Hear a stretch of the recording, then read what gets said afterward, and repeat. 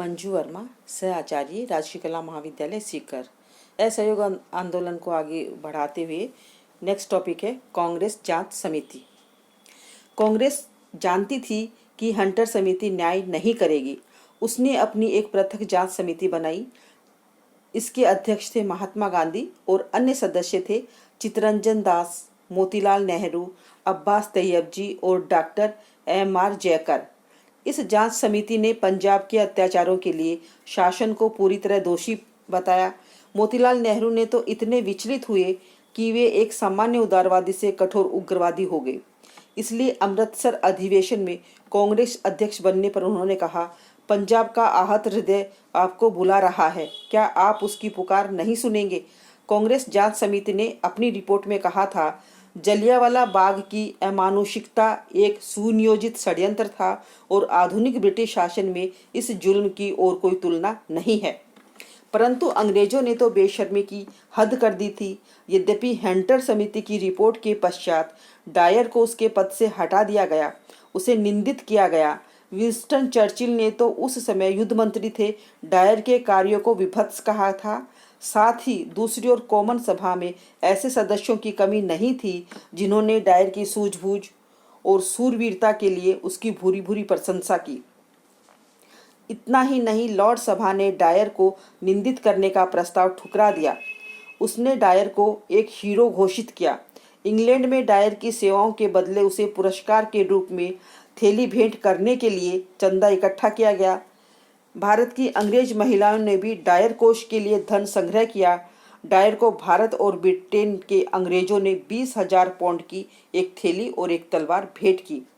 भारत के घावों पर यह एक नमक छिड़कने के सिवा और क्या था?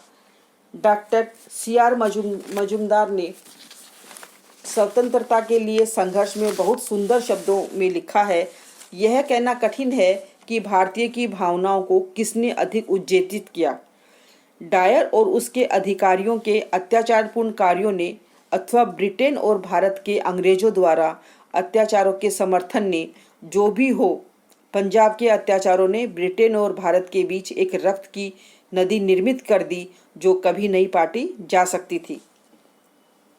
जलियांवाला बाग में डायर द्वारा किए गए पाशविक अत्याचार और भारत तथा ब्रिटेन के अंग्रेजों द्वारा इन अत्याचारों के लज्जाजनक समर्थन ने भारतवासियों के हृदय में एक ज्वाला उत्पन्न की जो असहयोग आंदोलन के रूप में शोलों की तरह फूट पड़ी। ब्रिटिश पार्लियामेंट में जनरल डायर की स्तुति के पुल बांध दिए गए और उसे ब्रिटिश साम्राज्य का शेर बताया गया। इंग्लैंड के समाचार पत्रों ने उसे ब्रिटिश साम्राज्य का रक्षक घोषित किया। परंतु कांग्रेस द्वारा नियुक्त जांच समिति ने जनरल डायर के अत्याचारपूर्ण कार्यों की कठोरतम शब्दों में निंदा की। हंटर कमेटी की कार्रवाई और उसके बाद ब्रिटिश सरकार द्वारा अपनाए गए दृष्टिकोण से गांधी को बड़ा आघात पहुंचा। इन घटनाओं ने महात्मा गांधी को असहयोगी और बना दिया। नेक्स्ट है खिलाफत आंदोलन। 1919 के कांग्रेस अधिवेशन में गांधी जी ने मोंटफोर्ट सुधारों का समर्थन किया, परंतु एक वर्ष के अंदर अंदर उनसे विचारों में पूर्णतः परिवर्तन हो गया और उन्होंने भारतीय सरकार के विरुद्ध असहयोग आंदोलन चलाने का उद्घोष किया। इसका कारण बताते हुए उन्होंने स्वयं कहा था, इस संबंध में मुझे पहला धक्का रोलट एक्ट के रूप में लगा। उसके बाद हुआ पंजाब का भयानक नरसंहार। साथ ही खिलाफत के संबंध में सरकार ने भारत के मुसलमानों को धोखा दिया और अपना वचन नहीं निभाया। 1919 तक भारत में मुसलमान कांग्रेस के विरोधी हो गए थे। वे अंग्रेजों के इशारों पर नाचते थे, परंतु 1919 के आसपास टर्की में हुई घटनाओं के कारण भारत के मुसलमानों को यह विश्वास हो गया कि अंग्रेज मुसलमानों के दोस्त नहीं हैं। युद्ध के दौरान टर्की ब्रिटेन के विरुद्ध लड़ा। टर्की के सुल्तान को भारत के मुसलमान अपना धर्मगुरु खलीफा मानते थे। उन्होंने ये बात बुरी लगी कि ब्रिटेन उनके खलीफा के विरुद्ध लड़ रहा है, क्योंकि शासन को भारतीय जनता से युद्ध काल में सहयोग की आवश्यकता थी। इसीलिए उसने भारत के मुसलमानों को यह वचन दिया था कि वह युद्ध का अंत होने पर खलीफा और उसके साम्राज्य के विरुद्ध कोई कार्रवाई नहीं करेगा। इतना ही नहीं, टर्की के सुल्तान और मुसलमानों के खलीफाओं की शक्तियां बहुत कम कर दी और अब वह वस्तुतः एक गुलाम ही बन गया। अपने खलीफा की इस दुर्दशा पर भारत के मुसलमानों का दिल जार जार रोया। उन्हें अंग्रेजों पर क्रोध आना स्वाभाविक था। अंग्रेजों ने अपने दिए हुए वचन को तोड़कर उनके खलीफा व उनके देश को पददलित किया था। अतः अंग्रेजों के विरुद्ध भारत के मुसलमानों की एक खिलाफत समिति बनाई। भारत के मुसलमानों का एक प्रतिनिधि मंडल विलायत में ब्रिटिश हुकूमत के सम्मुख अपने दुखड़े रोने गया, परंतु उनकी नहीं सुनी। भारत के मुस्लिम नेता अली बंधु मोहम्मद अंसारी, मौलाना आज़ाद, हाकिम अजमल खां, मोहम्मद अली जिन्ना आदि सब शासन विरोधी हो गए। गांधी ने मुसलमानों के शासन विरोध को भारत के लिए एक स्वर्ण अवसर समझा। उन्होंने खिलाफत समिति को अपना आशीर्वाद दिया और उसे अंग्रेजों के विरुद्ध एक सबल आंदोलन चलाने के लिए कहा। खिलाफत आंदोलन में गांधी जी ने हिंदुओं और मुसलमानों को मिलाने का एक ऐसा अवसर देखा जो 100 वर्षों में नहीं आता। जैसा कि एक सरकारी पुस्तक में लिखा है कि खिलाफत से हिंदुओं और मुसलमानों के बीच अभूतपूर्व भ्रातृत्व भाव स्थापित हो गया। खिलाफत समिति के सम्मुख जब महात्मा गांधी ने शासन के विरुद्ध असहयोग आंदोलन चलाने का प्रस्ताव रखा तो उसे स्वीकार कर लिया गया। इसके कुछ ही दिनों पश्चात कलकत्ता में कांग्रेस के विरुद्ध अधिवेशन में देश भर में असहयोग आंदोलन चलाने का निर्णय लिया गया। नागपुर के अधिवेशन में इस निर्णय की पुष्टि कर दी गई। देश भर में स्वराज के लिए अहिंसात्मक संग्राम का बिगुल बज गया। हाँ, खिलाफत समिति ने अपना अस्तित्व बनाए रखा। इस असहयोग आंदोलन में भाग तो लिया, परंतु एक अलग इकाई के रूप में। नेक्स्ट पॉइंट है गांधी जी का असहयोगी होना। 1919 ईस्वी में गांधी जी ब्रिटिश सरकार के सहयोगी बनकर कार्य करते रहे।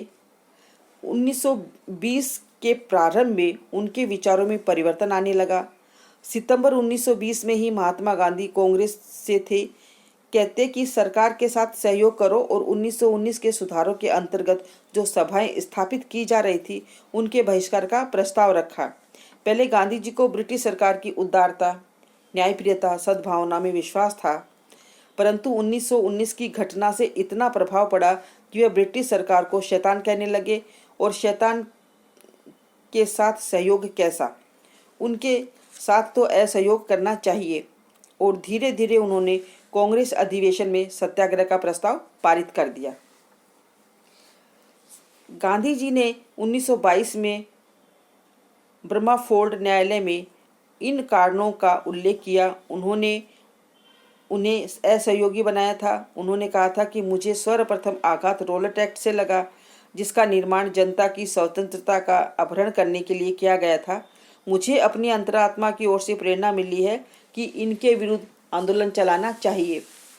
इसके उपरांत मेरे सामने पंजाब के अत्याचार आए, जो जलियांवाला बाग के कत्लेआम के साथ प्रारंभ हुए और पेट के बल चलने के आदेशों, खुलेआम कोड़े लगाए जाने वाले तथा इसी प्रकार के अन्य अवर्णनीय अपमान और तिरस्कार के साथ समाप्त हुए।